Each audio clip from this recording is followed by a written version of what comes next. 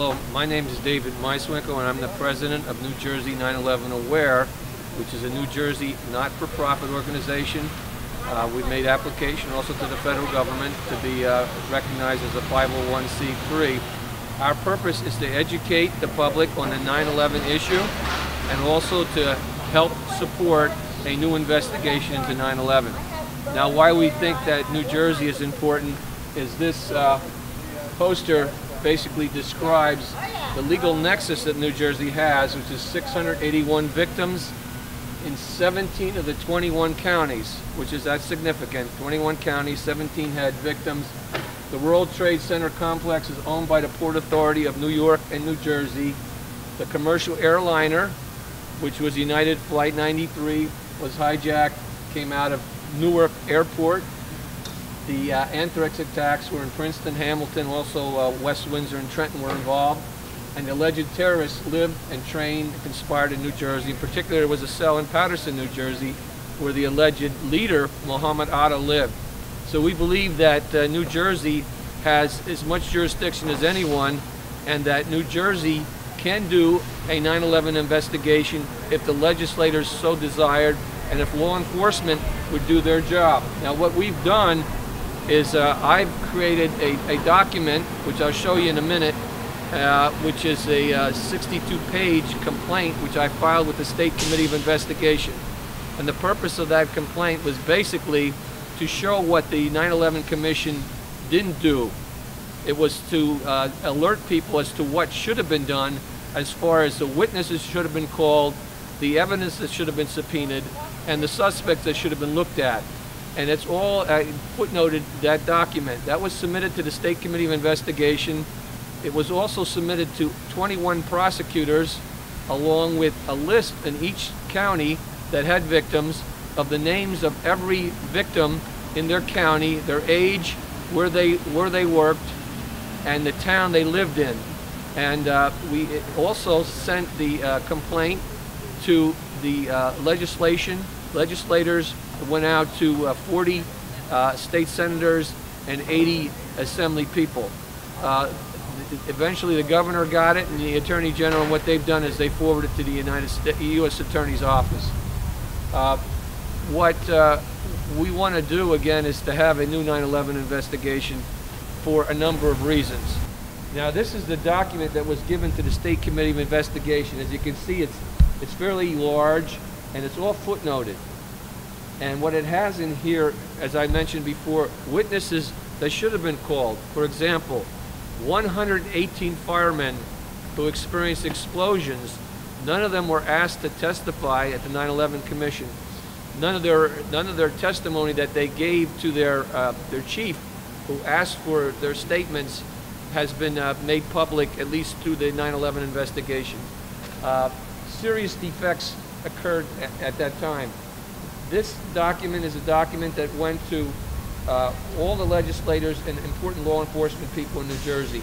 And this is the document that eventually was sent up to the U.S. Attorney. Now, U.S. Attorney is reviewing this, but I have to remind everyone that the U.S. Attorney, shortly after 9/11, was Chris Christie, and now he's the governor. So basically, it's back to where it was originally, and originally nothing was done. Now, this document, this poster, basically goes through at least 20 reasons why you should have a new 9/11 investigation. From the fact that no steel frame structure, skyscraper, has ever collapsed because of fire. But in the debris, in the dust, was found nanothermite, which is a high-grade military incendiary, which could bring down the building, which would indicate that there was controlled demolition involved. The 9/11 Commission never entertained that hypothesis that there could be explosions. That's very important because, as I said, that there was 118 firemen that heard explosions. As an attorney, which I am, they would be ones I would want to testify at any type of hearing. But again, they weren't called. In fact, there was people that heard experienced explosions in the basement of the towers prior to planes even hitting. So that's very significant. Their testimony wasn't included. There was a testimony of Norma Mineta, who was the Secretary of Transportation. And he talked about an incident that happened in the presidential bunker where an officer came in and asked Vice President Cheney and told him the plane is 50 miles out. This is from the Pentagon. And then he came back in again and he said the plane is 30 miles out. And then he came back again and said, sir, the plane is 10 miles out. Do the orders still stand? To which Mineta said, Cheney whipped his neck around and said, of course the orders still stand. Have you heard anything to the contrary? The next time the officer came in and said, the plane has hit the Pentagon, or there's been an explosion at the Pentagon.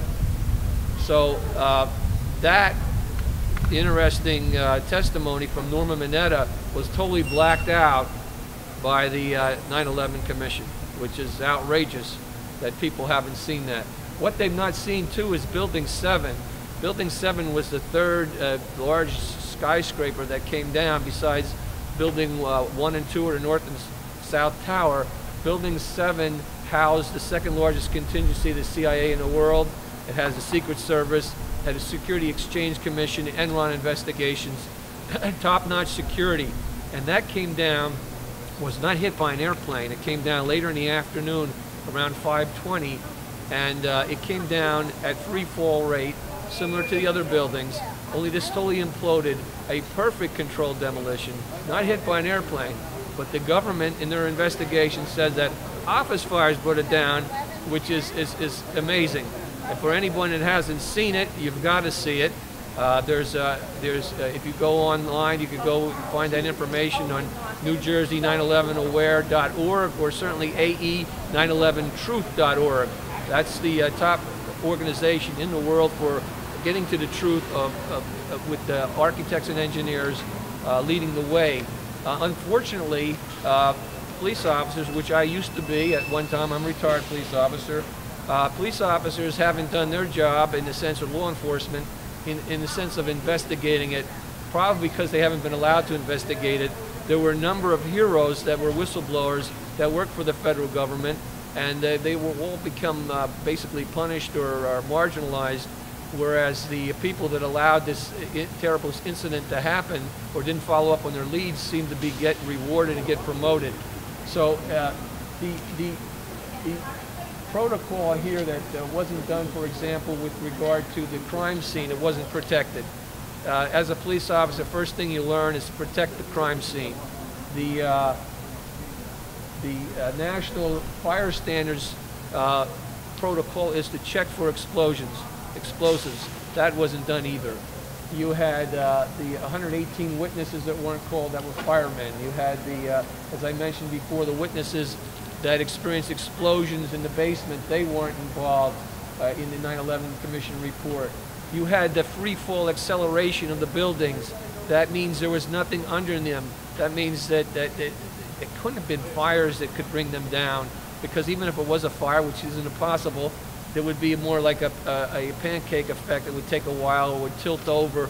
In other words, there'd be resistance. There was no resistance. When you see this, Building 7 came down in 7 seconds, and that was like 550 feet tall.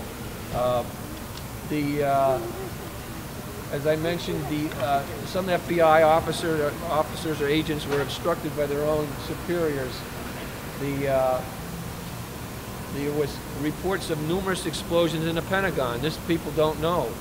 There's not even clarity on what hit the Pentagon, if anything hit the Pentagon, and whether that was some sort of decoy. There certainly was about 8 explosions that were documented. Probably the world expert on that right now, as far as covering that, is Barbara Honegger, who wrote a book called October Surprise, that documented the Iran-Contra affair, where the hostages were held up until Ronald Reagan could be elected and Jimmy Carter defeated. The war games that were going on have to be investigated, and the question as to whether they were a cover for the operation. Amazingly, there was no plane parts from Flight 77 located at the Pentagon, not even the giant turbine engines, which were, I believe, 6-ton engines. They couldn't find them there, which is suggesting maybe there was an airplane there. there was quite a possibility that Flight 93 was actually taken down by a missile, that there wasn't a, as it was said, a fight on board. What most people don't know is that the cell phone communication, which basically described the people with box cutters on the flight, which gave everyone that information, that eventually by 2006 the FBI admitted that cell phone communications could not be made at high altitudes. So those communications are fraudulent or fake or whatever. They have to be investigated. Interestingly, most people don't know this. The day before 9/11, 9/10, Donald Rumsfeld, the Secretary of Defense, made an announcement. What his announcement was, there was $2.3 trillion missing from the Pentagon budget. Now those $2.3 trillion missing from the Pentagon budget were being audited and investigated by people in the Pentagon, and it just so happened that 39 of the 40 people that were working on that budget audit were killed. That was where the major explosion happened at the Pentagon. So the question raised as to what happened, why it happened there, where that was an area on the other side was where all the generals were in the Secretary of Defense. You had the warnings, advanced warnings from a number of countries, which the United States didn't apparently take heed to, or the presidential office didn't. You had the apparently a failure of NORAD to intercept 4 hijacked planes that were up there for about an hour and a half, which is unheard of. Just think of that. Any country could come into our country, and could have done the same thing that happened, actually attacked the Pentagon, which is supposedly the best defended building in the world, and it was totally undefended on that day. And there was a failure of the NORAD officials to intercept the planes. There was duplicity apparently from one of the generals that testified. He gave 3 different timelines. There was problems with the CAA obstructing information, shredding documents, and doing away with apparently videotapes. Some of the planes may not have been the planes that originally took off or allegedly took off. There are a lot of questions that have to be answered and asked. What it means is that those who were behind this are still around, and they're loose. Hi, my name's Frank Agamemnon. I'm with Architects and Engineers for 9/11 Truth, and also NJ911Aware.org. We're trying to get people to take another look at 9/11. We call it Rethink 9/11. And basically we were lied to in this country about what occurred on 9/11. But you should get to the truth, know the truth, instead of have to believe anybody, which includes me, or even what you see. But once you start delving into the facts, you might change your mind, especially things like World Trade Center Building 7. Most people in this country outside of New York City, northern New Jersey, and eastern PA, when we ask about, do you know about Building 7, the answer is usually no. So take a look at some evidence and you might come to some different conclusions. It's all about getting to the truth, because if we were lied to and you prove it to yourself, you would want a new investigation, and that's what this is all about. We want a new 9/11 investigation. So the people have to rally around and bring this about. I thank you. 2 months after the 9/11, I went up to the site, and the site was still smoldering 2 months later. And I was given a mask to wear as I walked around the site. And I was curious. I said, how can it still be smoldering? Well, I did some research, and of course other people did too. Scientists did take dust samples, and what they found is a nanothermite in the dust sample. Nanothermite is interesting in that sense that, one, is a high-grade military explosive, comes from places like Los Alamos, but it can burn underwater. It creates its own oxygen underwater, so it has to burn out. And what the firemen said today was like a lake down there. They had water on top of it, but they couldn't put it out, okay, because you can't put it out by water, which is another indicator that it was an explosion that was performed. It wasn't office fires, and that's the most ridiculous thing. I think most people that look at it, after a while, if you watch that, and you can see that, if you go on NJ911Aware.org, that website was broken down into 4 crime scenes Go to the World Trade Center crime scene, look on the first video. David Chandler is a physicist. He'll describe the North Tower exploding, and you'll see it explode. You'll see the squibs coming out, which are little minor explosions as it goes down the column all the way to the bottom. There's a detonation, time detonation, in sequential. It was a very good job in the sense of accomplishing what it wanted to do. It was done by professionals at the highest level, and it raises every question as to who could possibly gain access to these buildings. How could security be breached? Who were the security officers? What was the security companies? And the 9/11 Commission never went into any of that because they cut it off with the office fires. We don't have to look at the free fall. We don't have to look at the collapse. We don't have to question why Building 7 went down, because it all went down by office fires. A preconceived hypothesis, which is ridiculous when you look at it.